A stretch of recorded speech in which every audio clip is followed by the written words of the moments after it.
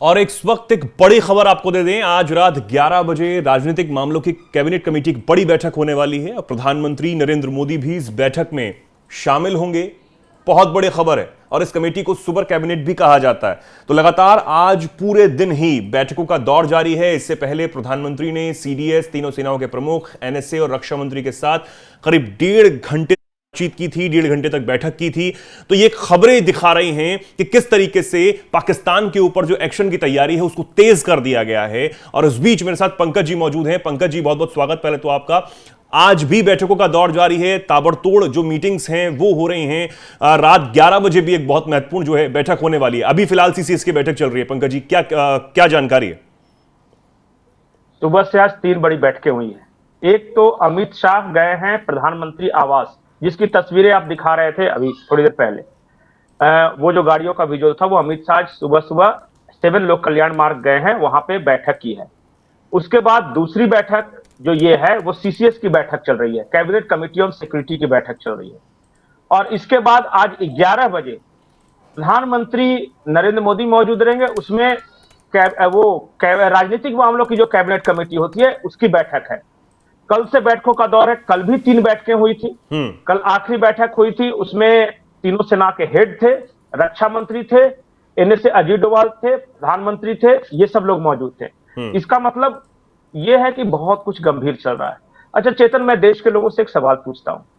आपने पिछली बार कब सुना था कि मोहन भागवत प्रधानमंत्री आवास गए या कोई भी संघ का प्रमुख किसी भी प्रधानमंत्री के आवास पर उनसे मिलने गया है? आजादी से लेकर आज तक आपने कहीं देखा हो, सुना हो तो मेरा ज्ञानवर्धन जरूर करें। कभी नहीं हुआ। संघ के इतिहास में पहली बार कोई सरसंघ चालक प्रधानमंत्री आवास पहुंचा है प्रधानमंत्री से मिलने। इसी से स्थिति की गंभीरता का अंदाजा लगाइए। दूसरी बात कि पिछली बार आपने कब सुना था कि प्रधानमंत्री हर रोज, लगभग हर रोज सिक्योरिटी से रिलेटेड बैठ के ले रहे हैं? कल ली, आज ली, हर दिन रात में। कब सुना था आपने कि कभी अमित शाह जा रहे हैं प्रधानमंत्री आवास, कभी राजनाथ सिंह पहुंच रहे हैं, कभी तीनों सेना के कमांडर के साथ हो रही है, कभी एनएसए अजीत डोभाल पहुंच रहे हैं? ये कंटिन्यू, इसका मतलब बहुत कुछ चल रहा है अंदर ही अंदर। और ये जो बैठकें हैं ना, इसी के वजह से पाकिस्तान में पैनिक क्रिएट है कि करने वाले क्या है भाई, हो क्या रहा है, ये है। और डरे हुए लोग। अच्छा बताइए, भारत सरकार की तरफ से या हमारे तीनों आर्मी में से, नेवी, एयरफोर्स में से किसी तरह का कोई बयान आया है अभी तक? अभी तक कोई बयान नहीं आया। लेकिन पाकिस्तान की तरफ से उसके आर्मी चीफ, देर रात बयान तो प्रधानमंत्री, तो सूचना मंत्री, तो डिफेंस मंत्री बौखलाए हुए हैं, बोल रहे हैं हम कुछ कर नहीं रहे हैं, हम बैठ के कर रहे हैं। और तुम हो कि इतने पैनिक मोड में हो कि लगातार हर दिन आके कह रहे हो कि आज रात तो भारत हमला कर ही देगा, आज रात तो कर ही देगा। खौफ का वातावरण है और ये डर अच्छा है, कायम रहना चाहिए ये डर। हम जो करेंगे उसके बारे में पाकिस्तान अंदाजा नहीं लगा सकता, और क्या करने वाले हैं उसे सोचने दीजिए। उसको अपनी एयरफोर्स को तैनात रहने दीजिए, मियांवाल का जो उसका जो एयरफोर्स बेस है वहां पे अलर्ट मोड पे रहने दीजिए। एयर एक्सरसाइज करके खुद अपने ही जहाजों को मार मार के गिरा रहा है, गिरने दीजिए उसे। वो जो कर रहा है करने दीजिए। हम जो करेंगे वो अनएक्सपेक्टेड होगा। जगह हमारा तय किया होगा, समय हमारा तय किया होगा, वक्त, और क्या करना है वो हम फैसला करेंगे। करने दीजिए उसे। जो डरे होते हैं ना वो ज्यादा बोलते हैं, बिल्कुल, और जो कम डरता है वो चुपचाप वो दिखा भी रहा है, वो दिखा भी रहा है पंकज जी कि अगर पूरी रात उनके मंत्री नहीं सो पाते हैं और देर रात करीब 1:30, 2, 3 बजे के आसपास उनके मंत्री पत्रकारों को उठाकर अपने घर पर बुलाकर प्रेस कॉन्फ्रेंस करवा रहे हैं, और वही रटी रटाई स्क्रिप्ट जो शहबाज शरीफ 2 दिन पहले बोल के जाते हैं कि भैया हम सब कुछ करने के लिए तैयार है लेकिन हमला मत बोल देना, सिर्फ यही तो बता रहे हैं। नहीं तो शहबाज शरीफ ने तो कहा कि भारत जो चाहता है बात करना है, जो भी करो, नेगोशिएशन करना है, इंडिपेंडेंट हम जांच की मांग करते हैं, सब कुछ करते हैं। भारत ने कब कहा है कि हम पाकिस्तान पे हमला करने वाले हैं? बताइए, कोई एक मंत्री ने कहा हो, कोई आर्मी के किसी चीफ ने कहा हो, या कोई किसी ने कहा है क्या? हमने तो कुछ कहा ही नहीं। हम तो चुपचाप हैं, अपना बैठक कर रहे हैं कि हमारे यहाँ हमला हुआ है, कश्मीर में निर्दोष लोग मारे गए हैं, और वो क्या सिचुएशन है हम अपना डील कर रहे हैं। भाई तुम क्यों बौखलाए हुए कि आज हमला कर रहा है, कल हमला कर रहा है, परसों हमला कर रहा है? हमने तो ऐसा कहा नहीं कभी। तो कभी पता चला यूएनओ के पास जा रहा है, कभी टर्की के पास, तो कभी चाइना के पास, कभी अमेरिका से बात कर रहे हैं। डर क्यों रहे हो भाई? तुम तो जंगजू कौम है, जज्बे वाली कौम हो, फिर क्यों डर रहे हो? बात क्या है? और जहां पे छोटी मोटी झड़पें होती है जैसे सियालकोट में, तो वो बताते नहीं अपने देश को। जब सैनिक उनके रो रहे होते हैं फुट फुट कर, जब मार खाने के बाद, देखिए ये बेचारा जाना नहीं चाहता, रो रहा, तब तो कुछ बोलते नहीं, और रोज कहते हो कि आज तो। मैं तो हंस रहा था, ऐसे शेख चिल्ली लोग हैं उनके संसद के अंदर जो बैठकर कह रही थी, एक मोहतरमा है कह रही थी कि बाबरी मस्जिद की पहली ईंट पाकिस्तानी फौज रखेगी। कोई ये कह रहा था कि दिल्ली के लाल किले पे जो पाकिस्तान का झंडा मैं लहराने जाऊंगा। अरे घर पे बैठे बैठे बकवास करना है तो कर लो, और अगर यही जज्बा है तुम्हारे में, तुम तो जज्बे वाली कौम हो ना, तो आ जाओ ईंट रखने, पाकिस्तानी फौज को बोल दो कि आ जाए बाबरी मस्जिद की ईंट रखने, या लाल किले पे पाकिस्तान का झंडा आओ ना, किससे डर रहे हो? और फिर वो एंटोनियो गुटेरेस को और फिर डोनाल्ड ट्रंप के सामने रो क्यों रहे हो कि देखिए भारत आज हमला करने वाला है? क्या बात है? ये होता है खौफ। आदमी युद्ध में पहले हारता है, उससे पहले उसका मनोबल हारता है, और इस वक्त पाकिस्तान का मनोबल बिल्कुल लो लेवल पे है। और हमने चिट्ठियों के जरिए दिखाया है कि पाकिस्तानी फौज के जर्नल अपने जो सीनियर कमांड है वो लिख के दे रहे हैं, मोरल लो और स्टेबल, ये कह के भेज रहे हैं, और ये लड़ेंगे। लड़ने के पहले ये हालत है, किसी को पाइल्स हो गया है तो वो आर्मी अस्पताल में भर्ती है, कोई परमाणु बंकर में छुपा हुआ है, कोई परिवार को भेज रहा है, कोई बिलावल भुट्टो कह रहा था रक्त की नदियां बहेगी, और वो पता चला कैसे बहा रहा है, देख रहे वो डांस कर रहा है मुजरे की तरह। ये देश है या तमाशा है? पूरे पाकिस्तान को हीरा मंडी बना के रख दिया यार तुम लोग, और फिर कहते हो जज्बे वाला।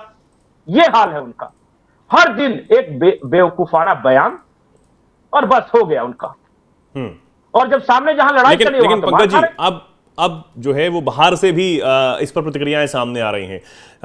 खबर जिस तरीके से मैंने आपको बताई भी कि तुर्की से भी पहले ये कहा गया कि जो उनका विमान है वो सिर्फ फ्यूल लेने के लिए रुका था, कोई सैन्य मदद उनको नहीं दी गई है, सब चीजें बेकार हैं, कोई संघर्ष ना हो, ये एर्दोगन कहते हुए नजर आए थे। लेकिन उनकी तरफ से जो डिफेंस के लोग हैं वो वहां पर एक सदस्य जो है, कमेटी जो है वो पाकिस्तान में पहुंची। तो पाकिस्तान क्या कुछ कर रहा है, कहां कहां मदद मांगने के लिए पहुंच रहा है, ये रात रात भर जो जाग के मदद मांगी जा रही है, यही चल रहा है पाकिस्तान के पीछे?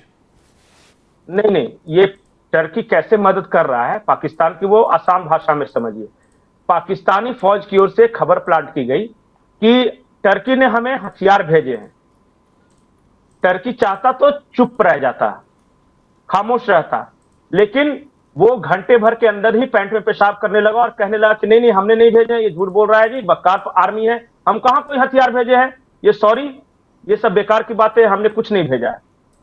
अब पाकिस्तान इंटेलिजेंस की ओर से यह खबर आई है कि टर्की के इंटेलिजेंस चीफ हमारे यहां आए थे। बहुत लोगों को शायद पता नहीं हो कि ये ऑलरेडी शेड्यूल विजिट था, और वो ईरान को लेकर जो चल रहा है ईरान इजराइल में, उसे लेकर ये पहले ही से ये मुख्य बिंदु ही ये था, और उसको इस वक्त ये इस तरह से प्रोजेक्ट कर रहे हैं कि जैसे पाकिस्तान की मदद करने आ रहे हैं। अरे मदद करना है तो खुल के करो ना, ये सफाई देने की क्या जरूरत है कि नहीं जी हमने मदद नहीं किया, या शेड्यूल विजिट था, हम तो ईरान वाले और जियो पॉलिटिक्स के मसले पर बातचीत करने आए थे। ये तो पाकिस्तान की मीडिया है वो जो इस तरह का अफवाह उड़ा रही है अपने लोगों का मनोबल बढ़ाने के लिए। ऐसे मददगार हैं उनके, जो जरा सा पूछ लो आंखें उठाकर क्या तुमने मदद किया, तो बोल रहे नहीं करे। दूसरी बात, चाइना जो दूसरा देश है जिसके बारे में कहा जा रहा है कि पाकिस्तान की मदद कर सकता है, ऑफ कोर्स करेगा। वो इसलिए करेगा क्योंकि उसके अपने इंटरेस्ट वहां ये हैं, लगे हुए हैं पाकिस्तान में। उसका चाइना पाकिस्तान इकोनॉमिक कॉरिडोर है जिसको रक्षा करनी है चाइना को, तो वो क्या करेगा, पाकिस्तान फौज को हथियार देगा। चाइना ने इतने कर्ज दे रखे हैं, और कई बार इन्हीं के कर्ज चुकाने के लिए इन्हीं से फिर कर्ज ले लेते हैं। चाइना इसलिए मदद करेगा कि मेरे पैसे न डूब जाएं, इनका क्या है, ये तो भिखारी है, चले जाएंगे कहीं भी। इसलिए मैं दो देशों के बारे में स्पष्ट बोल रहा हूं कि तुर्की, चाइना और अजरबैजान, ये तीन देश पाकिस्तान की मदद करेंगे, लेकिन कभी खुल के बताएंगे नहीं, उनमें इतना गट्स नहीं है, हिम्मत नहीं। और भारत की तरफ कौन है खड़ा, कौन मदद कर रहा है, ये भी पता लगा लीजिए। ये हमसे ज्यादा तो पाकिस्तानी मीडिया में चल रहा है, बिल्कुल। पाकिस्तान करे कि इजराइल फुल फ्लेज सपोर्ट में खड़ा है कि तुमको जो चाहिए करना है करो। बस कल ही मोसाद ने, मोसाद कमेंट्री नाम का एक है, उसने ये कहा है कि अपने देश के लोगों से पूछा है कि बताइए पाकिस्तान का हाल क्या होना चाहिए। ये इजराइल, इस तरह की जाती है मदद। बिल्कुल। या रशिया ने कहा है कि बेझिझक, हाँ, इस तनाव के बीच राफेल 26 राफेल विमान दे दिए फ्रांस ने। वो चाहता तो होल्ड पे रख सकता था, कहता कि नहीं बाद में आते। उसने कहा नहीं जी, तुरंत डिलीवरी लो, देर किस बात का, बोलिए तो कल मैं भिजवा देता हूं। ये होती है मदद। तो एक का मददगार डर डर के छुप छुप के कर रहा है, और दूसरे का जो है वो खुल के, रशिया ने कहा है कि तुम्हें आपको जो चाहिए मैं करूंगा। पहली बार अमेरिका ऐसा लग रहा है कि भारत की तरफ से बोल रहा है। हालांकि मुझे विश्वास नहीं उस देश पे कि क्या करेगा, लेकिन इजराइल, फ्रांस और रशिया खुलकर आए, और बाकी छोटे मोटे कंट्री तो ऑफिशियल अनाउंसमेंट करके बता रहे हैं। कल एक युगांडा देश है, उसके प्रीमियर ने अनाउंसमेंट करके बताया कि हम पूरी तरह भारत के साथ हैं, बाकायदा प्रेस कॉन्फ्रेंस करके। तो ये अंतर है दोनों देशों में, और इस अंतर को समझिए, बहुत बड़ा अंतर है। आज की तारीख में मैं आपको गारंटी के साथ कह देता हूं कि जिस तरह चाइना अमेरिका के साथ टैरिफ वॉर में उलझा हुआ है ना, वो भारत को दुश्मन नहीं बनाएगा। पाकिस्तान मिट जाएगा फिर भी नहीं बनाएगा भारत को दुश्मन। अच्छा, पाकिस्तान के टुकड़े हुए चाइना ने मदद की थी क्या? की थी 1971 में? नहीं की ना। कारगिल में चाइना ने मदद की थी क्या? उस वक्त भी तो दोस्त थे ये। अब ऐसा क्या होगा? इस वक्त तो चाइना खुद संकट में फंसा हुआ है, वो क्या मदद करेगा? ज्यादा हाई इंटरेस्ट रेट पे कुछ हथियार बेच देगा, जाओ लड़ो। ये है हकीकत। बिल्कुल। तो इस वक्त अगर पंकज जी, अगर आखिरी में चाहता हूं चेतन, मैं चाहता हूं कि ये महाशय हैं, ये अपने संसद भवन के अंदर कह रहे हैं, वो सुनाए, बहुत इंपॉर्टेंट है। ये जो अभी बाइट आपने चलाई ना, इशाक डार, ये कह रहे हैं कि हमने यूएनओ में जाकर जो टीआरएफ है, यानी रेजिस्टेंस फोर्स है, उसका नाम हटवा दिया, उसकी निंदा की जा रही थी। मतलब ये खुलेआम एक्सेप्ट कर रहा है कि जो टेररिस्ट ऑर्गेनाइजेशन है उसके पक्ष में पाकिस्तान खड़ा है, यूएनओ में हमने उनका नाम हटा दिया। अगर चलाना पॉसिबल हो तो एक बार चला के दिखा दीजिए। इसको भी चलवाएंगे। मैं बता देता हूं कि इसको हम चलवा देते कि इशाक डार ने क्या कहा था, लेकिन जिस तरीके से पंकज जी आपने कहा कि पाकिस्तान में साफ साफ एक तो आतंकियों का बचाव करना हो, और इस वक्त भी सबसे बड़ी बात है, नहीं सबसे बड़ी बात है सर, इस सेंसिटिव माहौल में भी जब पाकिस्तान ये समझ रहा है कि अटैक हो सकता है, कभी भी बार बार वो खुद बयान दे रहा है कि अटैक हो सकता है, कुछ भी हो सकता है, पाकिस्तान के कहीं ना कहीं डर से पैर कांप रहे हैं, और उस वक्त भी आप यूएन में जाकर इस तरह बचाव करते हैं आतंकी संगठन का। नहीं, पाकिस्तान ने कभी छुपाया नहीं है वो टेररिस्ट ऑर्गेनाइजेशंस के साथ है। इनके डिफेंस मिनिस्टर ने इंटरनेशनल मीडिया में जाके बोला कि हम पिछले 30 साल से आतंकियों को ट्रेनिंग दे रहे हैं और उनको मुजाहिदीन बना के भेज रहे हैं। हालांकि उन्होंने ये कहा कि हम अमेरिका और इंग्लैंड के इशारे पर कर रहे हैं, लेकिन इतना तो उन्होंने माना ना कि हम कर रहे हैं। कहां वो छुपा रहे हैं कि हम आतंकियों की मदद करते हैं? ये इशाक डार तो खुल के बोल रहे हैं ना कि जिन्होंने पहलगाम किया, द रेजिस्टेंस फोर्स ने, टीआरएफ ने, उसका नाम हमने यूएनओ के निंदा सूची से हटा दिया, और हमने यहां तक ये कह रहे हैं कि हमने कहा उनको कि तभी हम साइन करेंगे जब इस नाम को हटाएगा। तो पाकिस्तान कब डिनाई कर रहा है कि उसने टेररिस्ट की मदद नहीं की? कब वो कह रहा है कि नहीं की? वो तो खुलेआम बोल रहा है और हर जगह जाके बोल रहा है। ठीक है, एक बार सुनवा भी देते हैं कि आखिर ये इशाक डार जो हैं विदेश मंत्री भी हैं और उप प्रधानमंत्री भी हैं पाकिस्तान के, इन्होंने क्या कुछ कहा था अपनी संसद में, सीनेट में क्या कुछ कहा था, सुनवा देते हैं। तो मैं ये भी अर्ज करूंगा कि एक इसी प्रोसेस में, चूंकि हम इस वक्त सिक्योरिटी काउंसिल के नॉन परमानेंट अल्हम्दुलिल्लाह मेंबर हैं 1 जनवरी 2025 से 31 दिसंबर 2026 तक, तो यूएस ने एक प्रेस रिलीज, ये वहां इस तरह का वाकया दुनिया में कहीं हो, जाफर एक्सप्रेस पे भी हुआ, तो वो एक प्रेस रिलीज यूनैनिमस, 15 मेंबर हैं, 5 परमानेंट है, 10 नॉन परमानेंट इलेक्टेड होते हैं 2 साल के लिए, तो वो एक प्रेस रिलीज उन्होंने इसी सिस्टम के तहत दी, मुझे कॉपी मिल गई। उसमें पाकिस्तान के बिहाफ पे मेरे 2 इतराज़ात थे।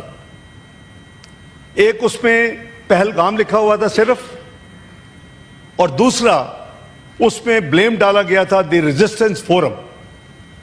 ये वो फोरम है कि जब 2019 में इसको हड़प किया गया गैर कानूनी, जो कि हम नहीं मानते, वो बिल्कुल इलीगल है, तो उसके नतीजे में जम्मू एंड कश्मीर में एक फोरम बना जिसका नाम है द रेजिस्टेंस फोरम, और उस पे उसको कंडेम किया गया, उसको जिम्मेदार ठहराया गया उस प्रेस रिलीज में। तो मुझे आई, मैंने देखा, मैंने कहा ये एक्सेप्टेबल नहीं है। पहलगाम के साथ आपको लिखना पड़ेगा जम्मू एंड कश्मीर। हमारी शटलिंग हुई, ऑब्वियसली ये दिन ऐसे ही हैं कि क्योंकि टाइम का भी गैप है उधर न्यूयॉर्क में। इधर मैंने अपने अम्बेसडर साहब को, जो हमारे परमानेंट रिप्रेजेंटेटिव हैं आसिफ इफ्तिखार साहब, उनको क्लियर इंस्ट्रक्शंस दी कि आप लिख के 2 अमेंडमेंट्स इसमें डाल दें, क्योंकि कंसेंसस के साथ ये इशू हो सकती है, वरना ये इशू नहीं हो सकता। हम उस वक्त तक नहीं करेंगे। और